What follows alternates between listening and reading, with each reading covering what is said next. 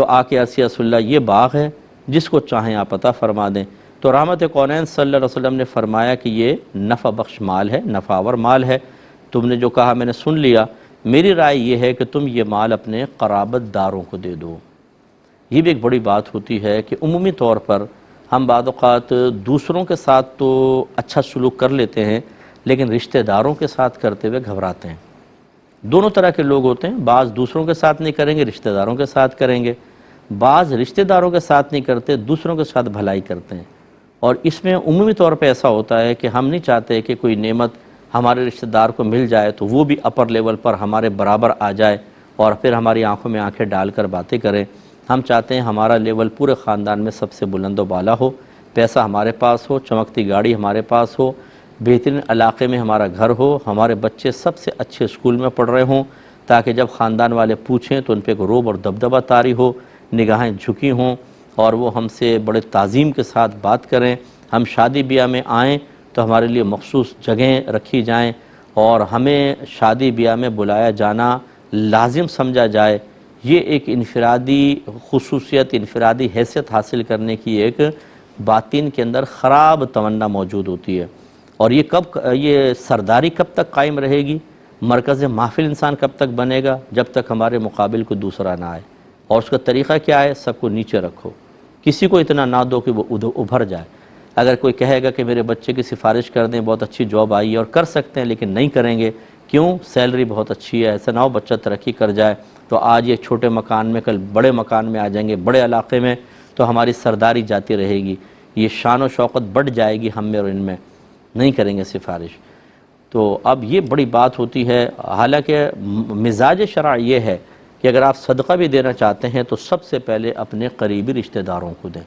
اگر آپ زکوٰۃ دینا چاہتے ہیں، سب سے پہلے حقدار آپ کے مستحق قریبی رشتہ دار ہوتے ہیں، انہیں دیں۔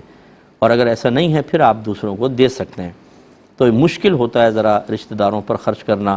جو کرتے ہیں انہیں میری بات اتنی سمجھ میں نہیں آئے گی، جو نہیں کرتے ہیں انہیں بہت اچھی سمجھ میں آئے گی کہ واقعی بات بالکل ٹھیک ہے۔ یا اگر آپ کرتے ہیں لیکن آپ اپنے خاندان میں دیکھیں گے تو پھر بھی آپ تائید کریں گے کہ ہاں ہمارے خاندان میں بھی ایسے آئٹم موجود ہیں کہ جو رشتہ داروں کو نہیں دینا ہے، غیر کو دے دیں گے، رشتہ داروں کو نہیں دیں گے۔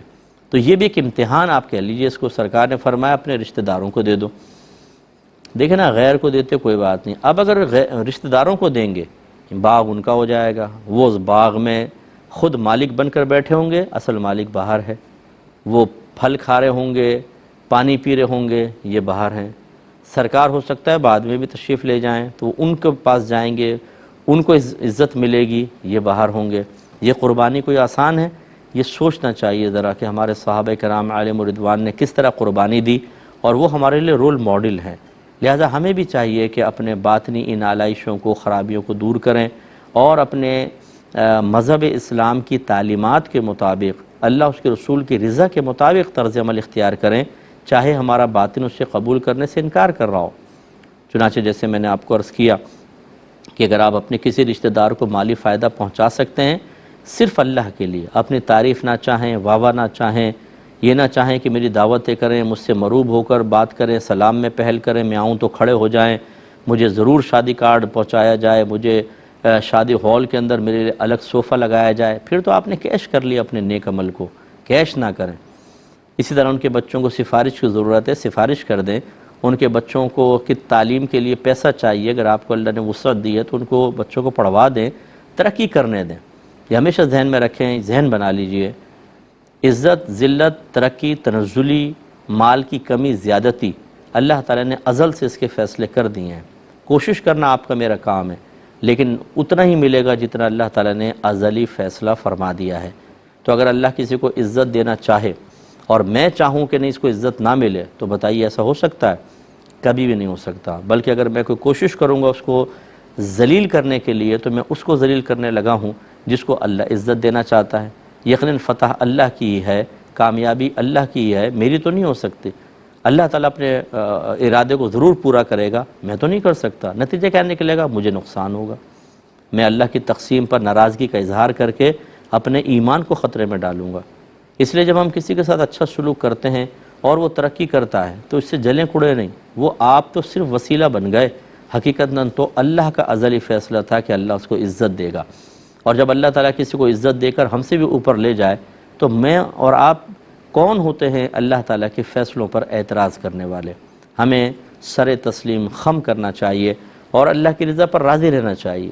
جو اپنے اندر یہ وسعت پیدا کر لے گا وہ نہ تو کسی کی جھوٹی تعریفیں کرے گا، نہ مسکے لگائے گا، نہ وہ کسی سے خوفزدہ ہوگا، اور نہ کسی کی لیگ پولنگ کرے گا۔ وہ کہے گا ٹھیک ہے، اللہ نے اگر کسی کو عزت دینی ہے تو دے دے گا، بلکہ اگر میں معاون بن جاؤں تو اچھا ہے، میں بھی عزت دے دیتا ہوں، مجھے ثواب جاریہ ہو جائے گا۔ لیکن بہت مشکل کام ہوتا ہے۔